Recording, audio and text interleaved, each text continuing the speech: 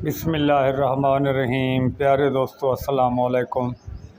जी, मैं उस्ताद ग़ुलाम रसूल। आज का मौजू है मकई का सैलेज बकरियों के लिए कितना मुफीद है, और इसी के हवाले से मुकम्मल इन्फॉर्मेशन देता हूँ। उससे पहले जो नए दोस्त आए हैं वो चैनल को सब्सक्राइब कर लें और लाइक का बटन भी दबाएँ। प्यारे दोस्तों, ये मकई का जो सैलेज है इसका बकरियों के लिए बहुत ही मुफीद है।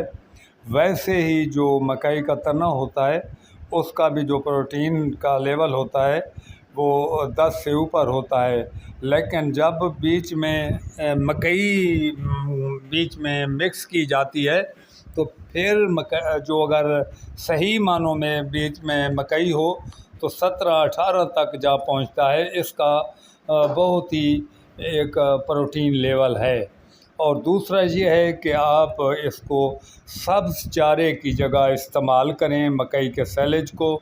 आपकी लेबर का अखराजात भी कम हो जाएगा, और उधर जब आप काश्त करते हैं तो आपको फिर उधर भी लेबर की ज़रूरत होती है, और दूसरा ये है कि फिर काट कर रोज़ की बुनियाद पर आना काफ़ी लेबर का अखराजात बढ़ जाता है।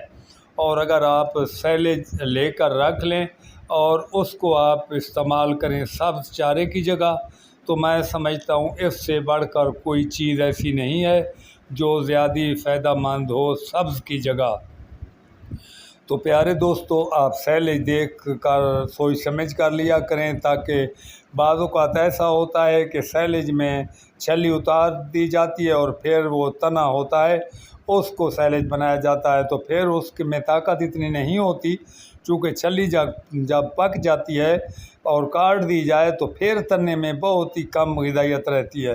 तो इसीलिए जो जैनमन एक सैलेज बनता है उसमें जो छली होती है वो 100% अभी पक्की नहीं होती, लेकिन वो 1 फुट से लेकर 1.5 फुट तक लंबाई में होती है छली, और 2 से 3 छलियाँ होती हैं, और उसका 1 एकड़ में 80 मन तक एवरेज आती है अगर वो उसका दाना निकाला जाए तो मैं समझता हूँ अगर वो आप किसी जानबूझ वाले बंदे से लें जो आपके जान पहचान वाला हो और तसल्ली बख्श हो, तो मैं समझता हूँ बहुत ही आला चीज़ है बकरियों के लिए, कुर्बानी के बकरों के लिए, तो ये इस्तेमाल की जाए।